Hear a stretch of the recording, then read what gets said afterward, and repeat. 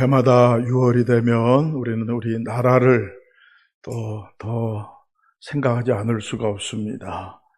6월에는 현충일도 있고 또 6월 항쟁도 있었고 서해 연평 해전도 있었고 무엇보다도 이제 내일 모레면 74주년을 맞는 6.25의 그 아픔이 동족 상잔의 그 비극이 있었기 때문입니다. 오늘 우리 1, 2부 예배 때에 찬송가 515장 찬송을 불렀는데요. 그 찬송은 6.25 때의 그 참상과 그때 우리 많은 사람들이 얼마나 참 힘들었는가 하는 것을 보여주는 그런 찬송의 가사입니다. 석진영 여사가 쓴 그 가사인데요. 눈을 들어 하늘 보라 어지러운 세상 중에 곳곳마다 상한 영혼 탄식 소리 들려온다.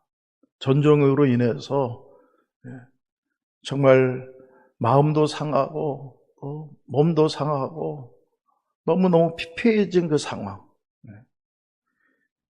곳곳마다 상한 영혼들이 탄식을 할 수밖에 없는 그런 시절이 있었단 말이에요. 빛을 잃은 많은 사람 길을 잃고 헤매이며 많은 사람들이 인간의 잔혹함과 그 전쟁의 참상 속에서 다 그 어두운 가운데에 다 길을 잃고 헤매게 되고요. 탕자처럼 기진하니 믿는 자여 어이할고 많은 사람들이 다 기진맥진하고요.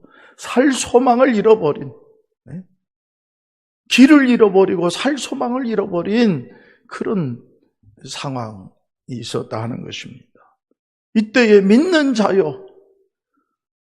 우리 하나님 믿고 예수 그리스도의 은혜를 믿는 우리는 어떻게 해야 되는가? 믿는 자여 어이할고 하는 이런 기도의 찬양이었습니다. 이렇게 길을 잃고 기진맥진하여 탄식 소리만 나던 이 나라, 하나님은 많은 믿음의 선지인들의 기도와 또 하나님만 바라보는 그 믿음 가운데 놀라운 은혜를 주셨어요. 그리고 우리 대한민국은 지금 너무나도 사실 잘 사는 나라예요. 그 위에 많이 번성하고요. 지금 얼마나 참 이렇게 우리 모두가 이런 오늘 말씀에 나온 물가에 심겨진 나무와 같은 이런 지금 열매를 맛보고 누리면서 사는 이 나라가 되었는지 모른다 하는 말씀이. 그런데 이것이 계속돼야 될 텐데 지금의 이 상황을 보면 우리나라의 모습을 보면 이 시기가 금방 지나갈 것 같아요. 그래서 너무나도 안타까운 마음이라 이 말씀이. 지금 우리나라의 경제, 정치, 사회, 노사 그리고 의료와 교육까지 너무나도 여러분 상황이 피폐해져 가고 있고요. 왜 그렇습니까? 물질적으로 부족해서가 아니라 서로 간의 대립과 그리고 갈등으로 말이죠. 지금 이 나라가 큰 혼란 가운데 빠져 있고 더더군다나 이 모든 것을 잘 이끌어 나가야 될 종교계 마정도 지금 영적으로 혼탁해지고 타락하고요. 특별히 우리 기독교가 그럼 기독교마저도 세속화에 물들고 지금 얼마나 여러분 마치 맛을 잃은 소금같이 그렇게 되었는지 모른다는 말씀이에요.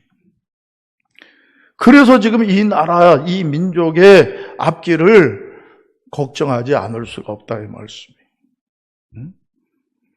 하나님의 무서운 진노의 징계가 임할까 봐 걱정이에요.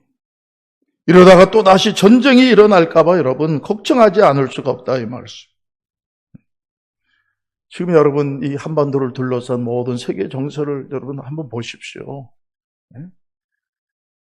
옛날에 전쟁이 일어났으니까 이제는 안 일어날 거라고요? 아니에요. 언제 무슨 일이 일어날지 모르는 그런 엄청난 지금 일촉즉발의 그런 상황이 있어요. 그리고 만약에 전쟁이 일어난다면 이제는 누가 이기고 지느냐의 문제가 아니에요. 6.25의 참상과는 비교할 수 없는 엄청난 여러분, 이 땅에 재앙이 임할 수밖에 없다, 이 말씀. 이런 상황에서 우리 믿는 자들, 우리 기독교인들은 어이할고 어떻게 해야 됩니까? 기독교에는 국경이 없지만 우리 기독교인에게는 조국이 있다는 말씀 우리 너무 잘 알죠. 우리는 조국을 위해서 다시 나라 사랑의 마음을 불릴 듯 일으켜야 됩니다. 그리고 우리 대한민국에서 정말 다시 기도하고 우리 민족이 지금 이 분단된 상황에서 하나님의 은혜로 통일되도록 여러분 사명 감당해야 될 줄로 믿습니다. 오늘 주시는 말씀, 하나님께서 예레미야 선지자를 통해서 주시는 이 말씀을 통해서 우리 믿는 자들이 어떻게 해야 되는가, 또 우리 나라가 어떻게 해야 되는가, 우리 민족이 어떻게 할 것인가에 대해서 주님의 음성을 듣기를 원합니다. 이 말씀은 이제 하나님께서 택했던 이스라엘이 남과 북으로 나눠져서 대립하고 하나님의 은혜에서 떠나다가 결국은 먼저 북왕국 이스라엘은 아수르에 의해서 멸망하고 이제 남은 이 정통성이 있는 유다가 지금 바벨론에 의해서 망하기 직전에 주시는 예언의 말씀이에요. 하나님은 예레미야에게 임해서 이제 이 나라는 바벨론에 의해서 하나님이 심판하시고 나라가 망할 것이라는 거예요. 이때 예레미야의 심정이 어떻게 했습니까? 자기 사랑하는 나라가 망한다는 걸 지금 예언해야 되는 거예요.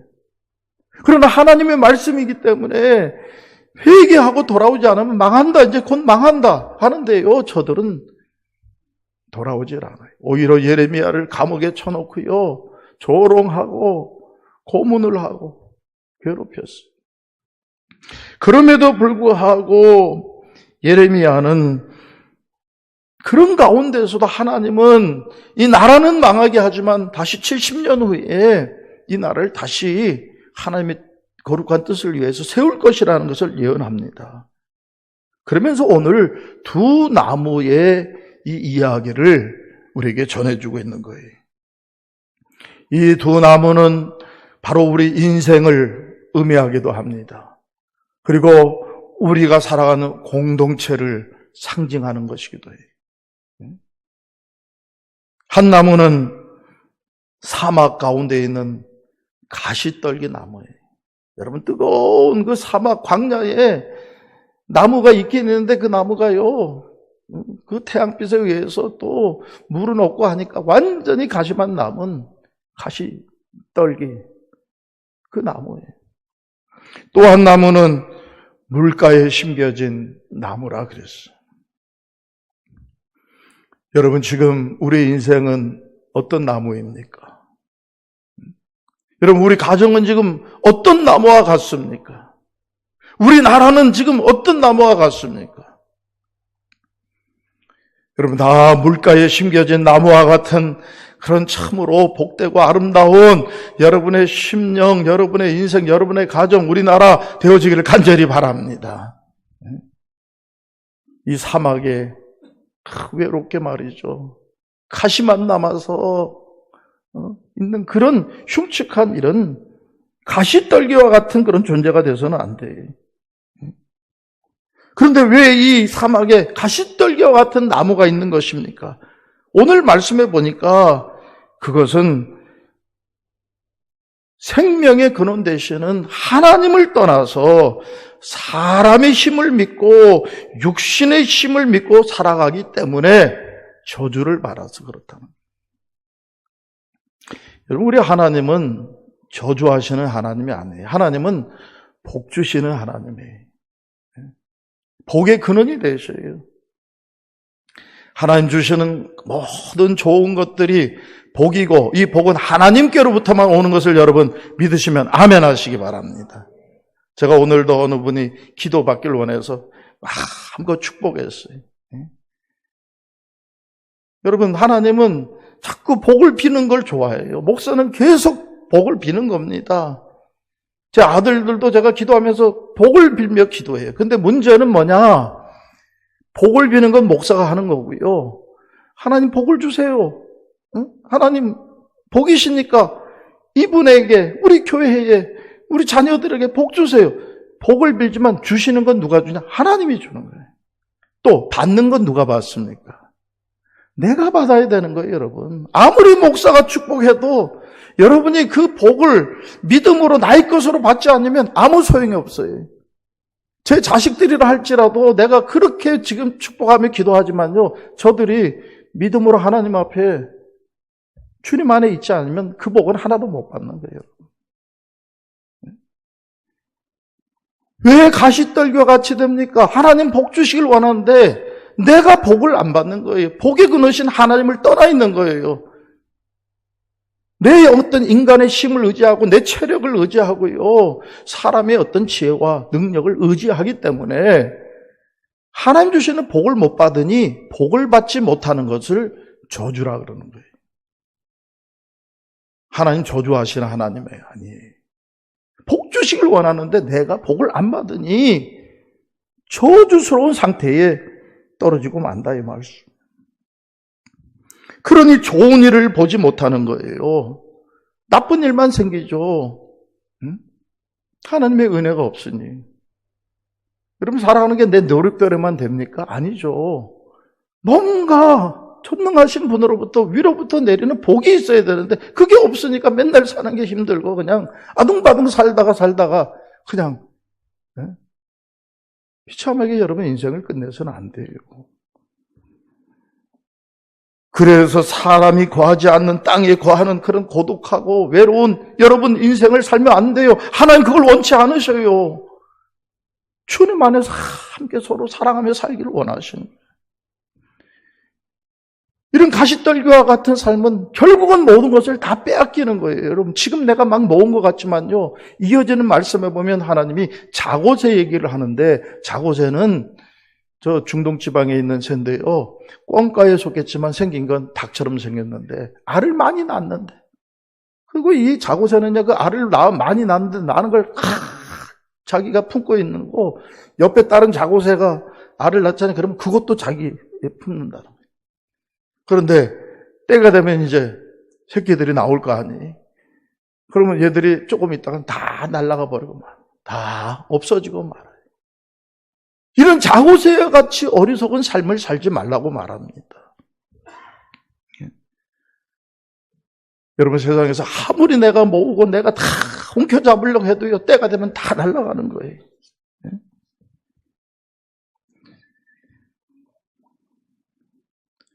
또 이런 하나님을 떠난 삶은 어떻습니까? 결국에 가서는 은혜의 생수가, 생명의 생수가 떨어지니 사막화가 되고 말아요. 내 인생이 사막화가 돼요.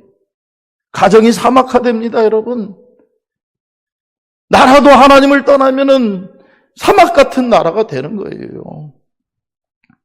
그리고 그 다음에는 자기만 그렇게 비참해지는 게 아니라 다른 사람을 찌르기 시작하는 거예요. 여러분, 가시나무는 왜 여러분 안 좋은 것입니까? 가시를 가지고 남을 찌르고 아프게 하기 때문에. 다른 사람을, 가족을 상처내고 피 흘리게 합니다. 가시나무는 아무 쓸모도 없어요. 제목으로 뭐 이런 걸 못 써요.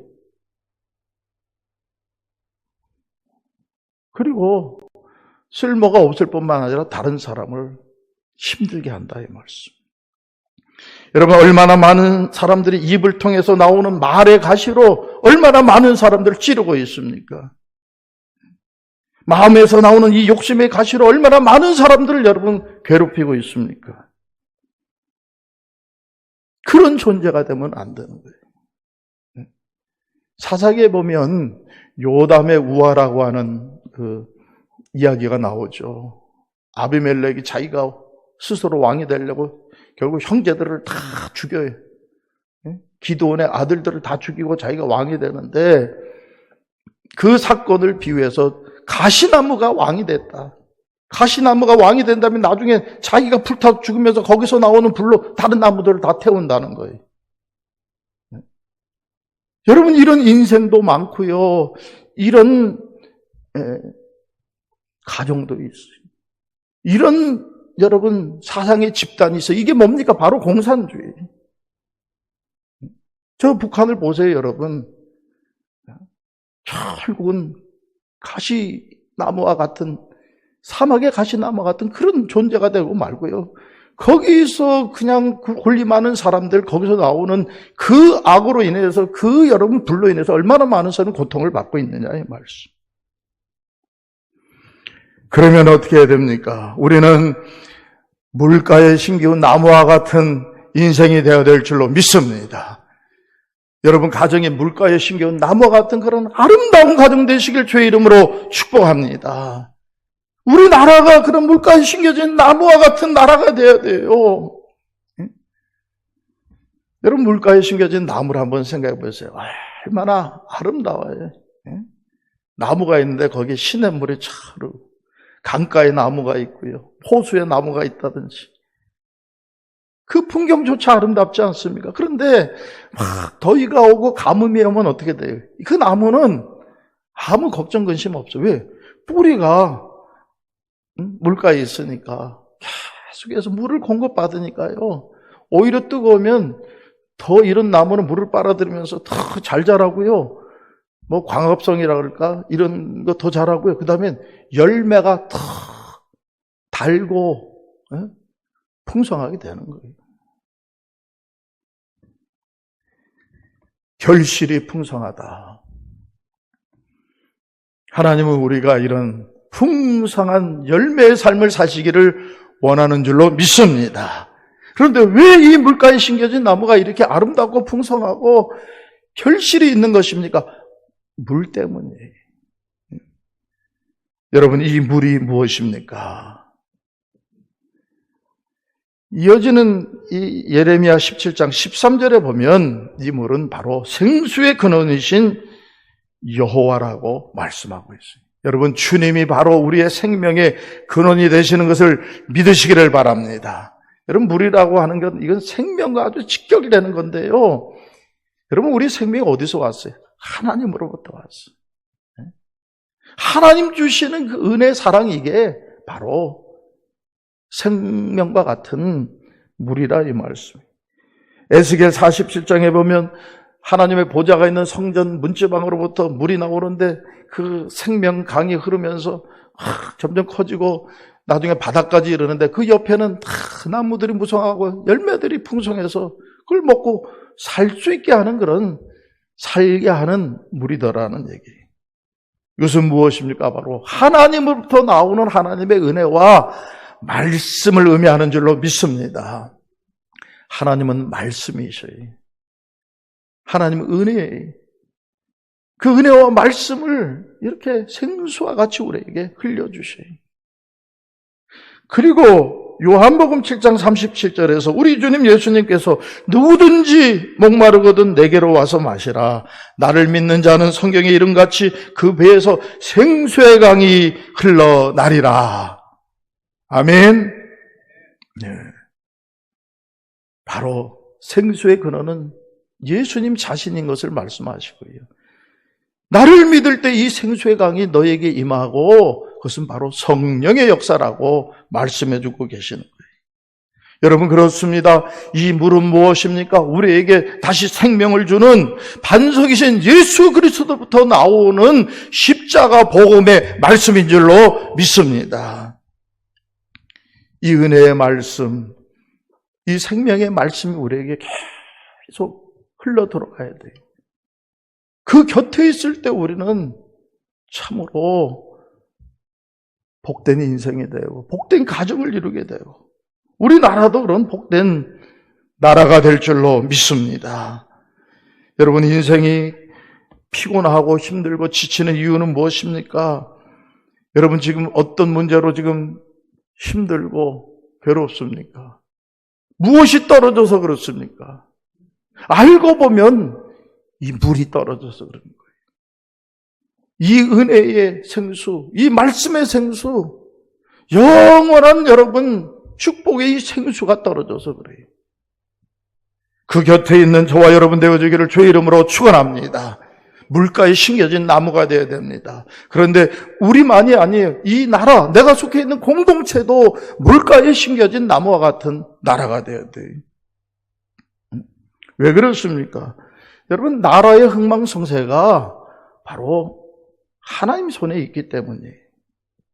그래서 전능하신 하나님을 의지하고 그 말씀을 따라 사는 나라와 민족은요, 물가에 심겨진 나무처럼 다 잘되고 번성하고 행복한 나라가 되는 거예요.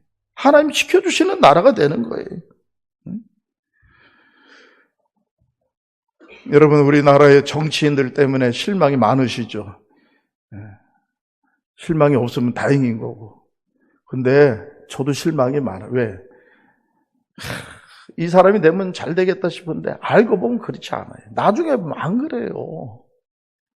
다 그 사람이 그 사람이에요. 네? 여러분, 사람에게 소망을 두지 마세요.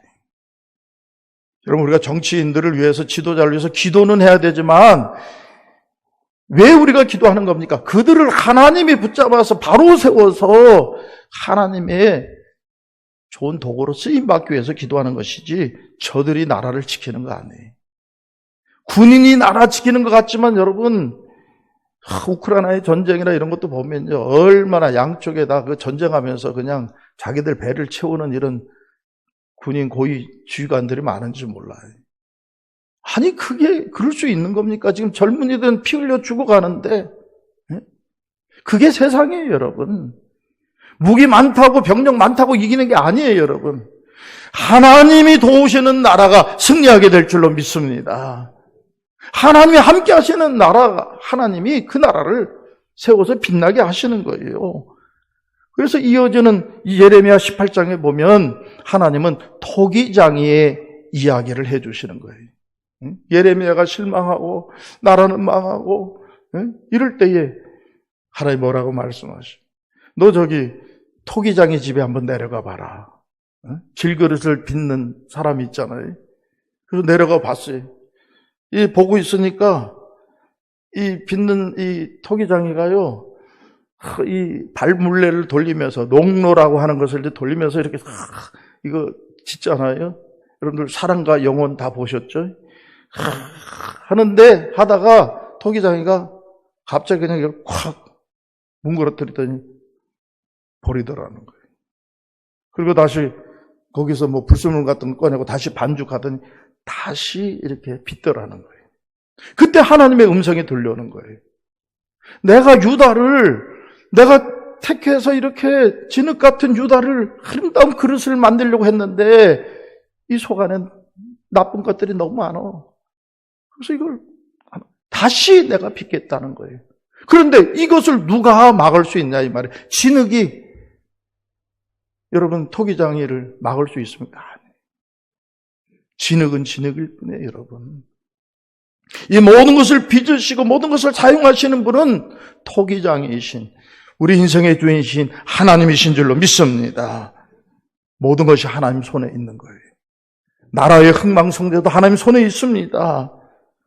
그런 거로 어떻게 됩니까? 우리는 이 나라 민족이 다시 하나님께로 돌아오도록 사명 감당해야 될 줄로 믿습니다. 우리 대한민국이 하나님 앞에 쓰임받는 그릇이 돼야 돼요. 근데 쓰임받기보다는 그냥 우리끼리 그냥 서로 싸우면서 더 많이 뺏어서 먹으려고 하는 이런 나라가 되면 어찌 하나님 앞에 쓰임받을 수 있겠어요?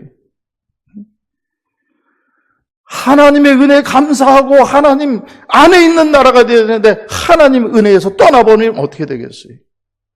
여러분 저 중국 보세요. 막 중국이 한때 너무 잘 나가서 나도 약간 배도 아프지만 그러나 기독교인들이 많아지고요. 막 잘 살게 되고 야 중국한테 잘 보였다 그랬는데 어느 순간에 중국이 지금 올라가고 있어. 왜요?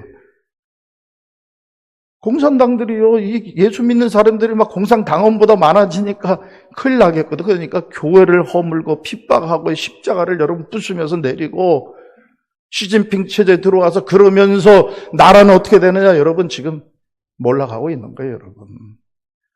그 몰락에서 일어나려고 또 무슨 전쟁을 일으킬지 모르는 이런 상황이에요. 여러분, 어느 나라 어느 민족 다 마찬가지입니다. 하나님의 은혜에서 떠나면 안 돼요. 다시 하나님의 은혜로 돌아와야 될 줄로 믿습니다. 다시 하나님의 은혜를 구하는 이 나라의 민족, 하나님의 얼굴을 구하는 우리 대한민국 될 수 있기를 간절히 바랍니다. 자, 그렇다면 이제 우리 믿는 자들은 이를 위해서 어떻게 해야 됩니까? 구체적인 실천 방법이 무엇입니까? 첫째, 우리 자신이 여러분 물가에 심겨진 성도가 돼야 돼요. 우리가 늘 하나님의 은혜를 받아야 됩니다. 생명의 말씀으로 공급받고 주님이 주시는 능력으로 충만해져서 세상에서 빛으로 소금으로의 사명 감당해야 될 줄로 믿습니다. 여러분, 이 모든 문제가 지금 교회가 교회답지 못해서 그러는 거예요. 교회 지도자들이 하나님의 말씀에서 벗어나고 하나님 들어오지 않기 때문에 문제가 생기는 겁니다. 우리 성도들이 사명 감당하지 못해서 생기는 거예요, 여러분. 다시 여러분 우리가 주님의 제자로 바로 서야 될 줄로 믿습니다.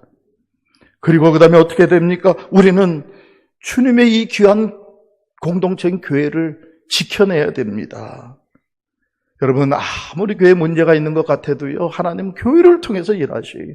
주님은 자기의 몸을 찢어서 피값으로 이 교회를 세우셨어요. 교회가 문제가 있어도 다시 우리는 교회를 거룩하게 바르게 세워야 될 줄로 믿습니다. 주님은 교회와 함께 일하십니다. 여러분, 교회가 살아야 나라가 사는 거예요. 지금 많은 우리 기독교의 문제들로 인해서 젊은이들이 떠나가지만 이때 여러분 하나님이 택한 사람들은 다시 여러분 말씀에 바로 서서 교회를 지켜야 될 줄로 믿습니다. 주님이 원하시는 바른 교회로 세워나가야 돼요. 여러분, 지금도 얼마나 많은 사람들이 묵묵히 교회에서 정말 귀한 사명 감당하는지 몰라요. 힘들고 어렵다고 지금 시대가 이렇게 됐다고 여기서 여러분 물러서면 안 돼요. 서울의 어느 큰 교회 장로님 이야기인데요. 큰 사업체도 경영하시고 그러는데 이분이 장로가 되고서도 교회 주차장에서 봉사하고 젊은 남성분들 격려하면서 그렇게 열심히 일했대요. 그래서 주일날이면 아침 8시까지 교회 가가지고 일부 예배 드리고 막 저녁에 9시 넘어서 들어오고 그러셨다는 거예요. 한 10년을 그렇게 했는데 어느 날 건강진단을 했더니 문제가 생겼어요. 간이 나빠졌다. 그래서 주치의 선생님이 쉬어야 된다고. 건강을 해서 자꾸 좀 일을 내려놓고 쉬라 그랬다는 거예요. 그래서 이분이 생각했어요. 뭘 일을 안 해야 될까 생각하니까 회사는 자기가 없으면 안 될 것 같고 교회 주일날은 좀 쉬어야 되는데 교회 나가서 계속 있다 보니 안 되겠다. 그래서 목사님한테 찾아가서 목사님 이만저만해서 내가 좀 주일날 주차 봉사하는 거 좀 쉬겠습니다. 그랬더니 목사님이 그래서 좀 쉬셔야죠. 그렇다면 할 수 없죠. 그러더라는 거예요. 그래서 그 다음 주일부터 이제 쉬는 거예요. 얼마나 좋은지 그냥 예배만 드리고 와가지고 차 쉬면서 커피 마시면서 음악 듣고 책 읽고 쉬니까 그렇게 좋더라는 거예요. 얼마나 갔을까요? 한 3개월쯤 그러는데 오히려 몸에 이상이 생겼다. 모든 힘이 빠지고요. 기진맥진해지고요. 삶에 의욕이 없어지는 거예요. 회사 나가서도 열심히 할 생각도 들지도 않고. 이거 왜 이렇게 됐나? 그래서 그가 기도하면서 생각했더니 하나님이 원하시는 게 이게 아닌데. 건강을 주시는 것도 하나님 일하라고 주시는 건데 내가 건강하겠다 하나님 일을 안 하겠다고? 깨달음이 왔어요. 그래서 목사님 찾아가서 얘기했어요. 목사님, 내가 다시 교회에서 일해야 되겠어요. 이게 힘이 안 나서 맥이 빠져서 안 되겠어요. 그랬더니 목사님이 내 그럴 줄 알았수다 그러더래요. 그리고 그 다음부터 다시 또 하는데요. 얼마 지나지 않아서 이 장로님 힘이 생기고요. 더 건강해졌는 줄로 믿습니다. 사업도 더 잘 됐다는 거예요. 여러분, 지금도 얼마나 주를 위해서 사명 감당하는 하나님의 귀한 종들이 많은지 몰라요.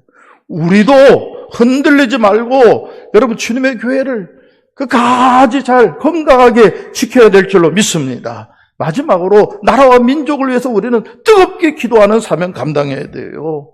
우리 기독교인들이 나라를 사랑하는 최고의 방법은 기도하는 거예요.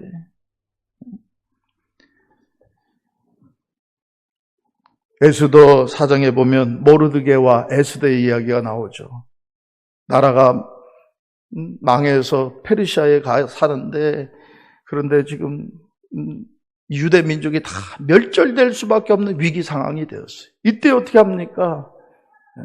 저들은 죄를 뒤집어 쓰고 금식을 선포하고 3일간 하나님 앞에 간절히 기도했어요. 이때 에스더가 죽으면 죽으리이다, 이런 각오로 나라를 위해서 기도하잖아요.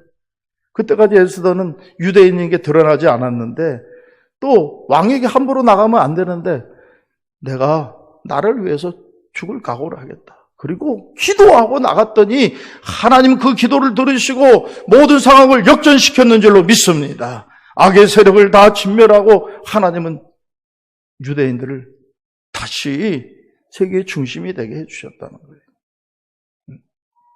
여러분, 우리에게도 이런 기도가 있어야 될 줄로 믿습니다. 우리 장로교의 본산인 스코틀랜드의 유명한 존 낙스 개혁자, 그는 처음에는 원래 캐톨릭의 이제 사제였는데요, 복음을 받고 나서 그는 변화되어서 이제 이 개혁 신앙을 전하기 시작하는데, 그 당시 영국의 왕이 메리 여왕이라고, 피의 메리가 말이죠, 막 개신교에 있는 사람들 핍박하는 거예요. 그래서 두려워가지고 무서워서 도망갔어요. 그런데 거기서 장 깔뱅을 만나가지고 말씀으로 무장하면서 그는 다시 스코틀랜드에 돌아와서 복음을 전하기 시작합니다. 어떻게 해요? 하나님 앞에 무릎 꿇고 기도하는 거예요. 하나님, 스코틀랜드를 나에게 주십시오. 아니면 나에게 죽음을 주십시오. 여러분, 그런 마음으로 기도했다는 거예요. 그때 나중에 결국은 메리 여왕도 하나님이 처단하시고요, 또 다른 메리가 스코틀랜드의 여왕이 됐지만 존 낙스의 기도에 벌벌 떨게 됐다는 거예요. 그래서 많은 군대보다도 존 낙스의 기도가 더 무섭다는 그런 고백을 했다는 이야기가 있지 않습니까? 이게 기도의 능력인 줄로 믿습니다. 여러분, 우리도 더욱 나라와 민족을 위해서 기도해야 됩니다. 얼마나 여러분 이 나라를 위해서 기도하십니까? 기도할 때마다 여러분 가정을 위해서 기도하고 우리 교회를 위해서 기도하고요, 특별히 이 나라와 민족을 위해서, 그리고 이 나라와 민족을 살리는 한국 교회를 위해서 여러분 기도하셔서 우리 사명 잘 감당함으로 우리 가정이, 우리 교회가, 우리 나라가 물가에 심겨진 나무와 같은 놀라운 은혜의 역사를 이뤄나가기를 주의 이름으로 축복합니다. 기도하겠습니다. 아버지 하나님, 나라 사랑의 달을 맞이해서 우리나라 대한민국, 우리 민족 생각하며 말씀을 나눴습니다. 주여, 이 나라 대한민국, 우리 한국교회 고쳐 주시옵소서. 다시 주님의 얼굴을 구하게 하여 주옵소서. 하나님의 말씀과 그 사랑과 능력의 생수를 받아서 다시 건강하게 일어나게 하여 주옵시고, 물가에 심겨진 나무 같은 복된 우리나라, 우리 한국교회 되게 하여 주옵소서. 예수님의 이름으로 기도드립니다. 아멘.